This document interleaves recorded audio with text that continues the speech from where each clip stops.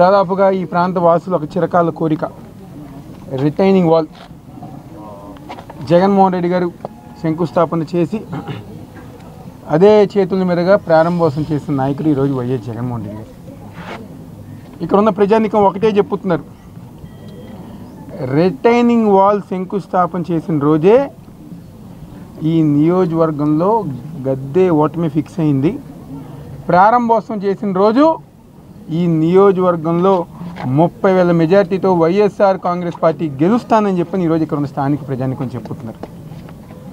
దానికి కారణం ఈరోజు వాళ్ళకి ఎన్నో ఇబ్బందులు ఎన్నో కష్టాలు వచ్చిన రిటైనింగ్ వాల్ పూర్తి చేసిన జగన్మోహన్ రెడ్డి గారి మీద ప్రేమ,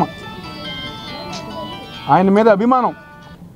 కేవలం రిటైనింగ్ వాల్లే కాదు, మా కరకట్ట ప్రాంతంలో ఇది వరకు పెన్షన్ అయినా రేషన్ కార్డ్ అయినా ఇంకా ఏ పథకాలు రావాలన్నా తెలుగుదేశం పార్టీ హయాంలో స్థానిక తెలుగుదేశం పార్టీ వాళ్ళ దగ్గరికి వెళ్ళి బతిమలాడితే అడుక్కుంటే మాకు సంక్షేమ కార్యక్రమాలు పెన్షన్ అందించేవారు. మమ్మల్ని ఎవరు పట్టించుకునేవారు కాదు. మారుమూల ప్రాంతంలో ఉన్నాం కాబట్టి, నదికి దగ్గర ఉన్నాం కాబట్టి తెలుగుదేశం పార్టీ వాళ్ళు ఎవరి గారు వచ్చేవాళ్ళు కాదు. కానీ ఈరోజు వైఎస్ఆర్ కాంగ్రెస్ పార్టీ ఆధ్వర్యంలో ఈరోజు వాలంటీర్ వ్యవస్థ ద్వారా మా ఇంటికే పెన్షన్ పంపిస్తున్నారు, మా ఇంటి దగ్గరికే రేషన్ బళ్ళు ఉంటున్నాయి. ఏ చిన్న కష్టం వచ్చినా ఈరోజు వైఎస్ఆర్ కాంగ్రెస్ పార్టీ నాయకులు కానివ్వండి, సచివాలయం వ్యవస్థ కానివ్వండి, ప్రతి ఒక్కరి గారు మాకు తోడుగా ఉంటున్నారని చెప్పి సందర్భంగా చెప్పుతున్నారు. ఈరోజు ఈ డివిజన్లో 5 కోట్ల రూపాయల అభివృద్ధి కార్యక్రమాలు చేశాం. గద్దె రామ్మోహన్ ఎమ్మెల్యేగా వాళ్ళ పార్టీ అధికారంలో ఉన్నప్పుడు 1 కోటి రూపాయలన్నా చేశారా? ఈరోజు ప్రైమరీ హెల్త్ కేర్ సెంటర్ కానివ్వండి, కర్మల్ భవన్ అభివృద్ధి కానివ్వండి, మంచినీటి పైప్ లైన్లు కానివ్వండి, అదేవిధంగా ఆర్సీసీ రిటైనింగ్ వాల్ని కానివ్వండి, రాణిగారి తోట వారి నుంచి ఇక్కడ దాకా క్లబ్ వరకు వాల్ కట్టేస్తాం కానివ్వండి, ఇవన్నీ గారి జగన్మోహన్ రెడ్డి గారి ఒక నాయకత్వంలో వైఎస్ఆర్ కాంగ్రెస్ పార్టీ ఆధ్వర్యంలో జరిగింది. జగన్మోహన్ రెడ్డి గారు ఈ ప్రాంతం అంటే ఎంత ఇష్టం, ఎందుకంటే ఆయన వారధి మీద నుంచి వచ్చేటప్పుడు గారా ఈ ప్రాంతంలో నివసిస్తున్న ప్రజానికం ఎలా ఉన్నారు ఏంటి అని చెప్పి ఆయన ప్రతిసారిగా అడుగుతారు. కృష్ణలంక ప్రాంతం అంటే జగన్మోహన్ రెడ్డి గారికి అత్యంత ఇష్టమైన ప్రాంతం. స్వర్గీయ వైఎస్ రాజశేఖర రెడ్డి గారు ఉన్నప్పుడు ఆయన ఎంత అభిమానించిన ప్రాంతం ఈరోజు మళ్ళీ జగన్మోహన్ రెడ్డి గారిని ప్రేమిస్తాను. మేము ఇన్ని కార్యక్రమాలు చేసాం, ఇన్ని అభివృద్ధి కార్యక్రమాలు చేసాం, ఇన్ని సంక్షేమ కార్యక్రమాలు చేసాం. దాదాపుగా 80 కోట్ల రూపాయలు సంక్షేమ కార్యక్రమాలు ఈ యొక్క డివిజన్లో మేము చేస్తాం జరిగింది. తెలుగుదేశం పార్టీ ఏం చేసింది? ఎందుకంటే ఈరోజు మా మీద చెప్పుకోవటానికి ఏం లేదు. మేమేమి గద్దె రామ్మోహన్ లాగా కాల్ మనీ సెక్స్ ర్యాకెట్లో పాలు పంచుకోలేదు. గద్దె రామ్మోహన్ చుట్టుపక్కల ఉన్న మనుషుల్లాగా కాల్ మనీ సెక్స్ ర్యాకెట్లో ఇన్వాల్వ్ అవ్వలేదు. మేమేం గద్దె రామ్మోహన్ లాగా ప్యాకెట్ ఆడట్లేదు. మేమేం గద్దె రామ్మోహన్ లాగా ఐపీఎల్ బెట్టింగ్లు ఆడట్లేదు. మేమేం గద్దె రామ్మోహన్ లాగా కొంపలు కోల్చలేదు. మా మీద చెప్పుకోవడానికి ఏం లేదు. కానీ తెస్తారు పొద్దున్నే వాళ్ళ డబ్బా పత్రికలు, ఈనాడు, ఆంధ్రజ్యోతి,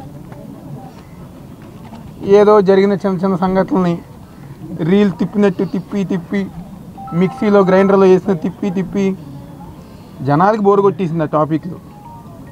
కానీ ఇంకా మా మీద చెప్పుకోవటం లేదు కాబట్టి ఒక అబద్ధపు ప్రచారం మా మీద.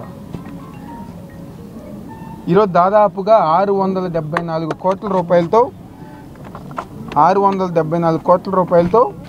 ఈరోజు ఈ నియోజకవర్గాన్ని వైఎస్ఆర్ కాంగ్రెస్ పార్టీ జగన్మోహన్ రెడ్డి గారి ఒక నాయకత్వంలో మేము అభివృద్ధి చేశాం. మీరు ఏం చేశారు? ఏం చేయగలిగారు? ఒక కార్యక్రమం చెప్పుకోగలరా? మీ హయాంలో గంజాయి బ్యాచ్, బ్లేడ్ బ్యాచ్ దాన్ని పెంచి పోషించిన గద్దె రామ్మోహన్ ఈరోజు గంజాయికి పునాది వేసిందే గద్దె రామ్మోహన్. ఈరోజు విశాఖపట్నంలో మొన్న దొరికిన గంజాయి ఏదైతే ఉందో అది గారు ఒక యాక్వా కంపెనీది. ఆ యాక్వా కంపెనీకి గద్దె రామ్మోహన్ కింద బాలాజీ యాక్వాకి సంబంధాలు లేవా? ఎవరైతే అక్కడ ఎండీలు మనం చూసామో వాళ్ళందరికీ రామ్మోహన్ వాళ్ళ అబ్బాయిలకి సంబంధాలు లేవా, స్నేహం లేదా? గంజాయి తరలింపులో మీరు ముఖ్య పాత్ర పోషించలేదా? ఇవన్నీ కదా నిజాలు బయట పెట్టాలి. నేను అనేక సందర్భాల్లో చెప్పా, నేను నిరూపిస్తా, నేను ఎక్కడికి వచ్చైనా ప్రమాణం చేస్తా, గద్దె రామ్మోహన్ బెట్టింగ్లు ఆడతారు, ప్యాకెట్ ఆడతారు, కాల్ మనీ సెక్స్ ప్యాకెట్లో ఇన్వాల్వ్ అయ్యారని చెప్పని. కాదు అని చెప్పని ఆయన నిరూపించగలరా? వచ్చి ఒట్టేయగలరా? ప్రమాణం చేయమని చెప్పింది ఎక్కడన్నా వచ్చి అయ్యేమీ చెప్పకుండా మా మీద అబద్ధ ప్రచారాలు, లేకపోతే మేము చేసిన అభివృద్ధిని మేము వాళ్ళేదో చేసినట్టుగా అంటే ఎంత దిగజారిపోయి సిగ్గుమాలతనంగా ఉన్నారంటే అంటే మేము చేసిన అభివృద్ధిని మీరు చేశారని చెప్పని ఎలా ఇది వచ్చింది. నేను ఒకసారి అనిపిస్తుంది, వైఎస్ఆర్ కాంగ్రెస్ పార్టీ ఆధ్వర్యంలో మేము మెట్లు వేసాం, రైలింగ్లు వేసాం, రోడ్లు వేసాం, పార్కులు చేసాం. ఆ ప్రాంతంలో గద్దెరామం తిరుగుతున్నప్పుడు ఇంతన్నా కొంచెం సిగ్గు అనిపిస్తుందా? అరే ఒక 35 ఏళ్ళ కుర్రాడు ఎంత అభివృద్ధి చేశారే, నేను 10 సంవత్సరాలు ఎమ్మెల్యేగా ఉన్నా, ఇంత చేతకాని దద్దంలాగా ఉన్నానని చెప్పి ఏ రోజన్నా ఆయన సిగ్గుపడ్డారా?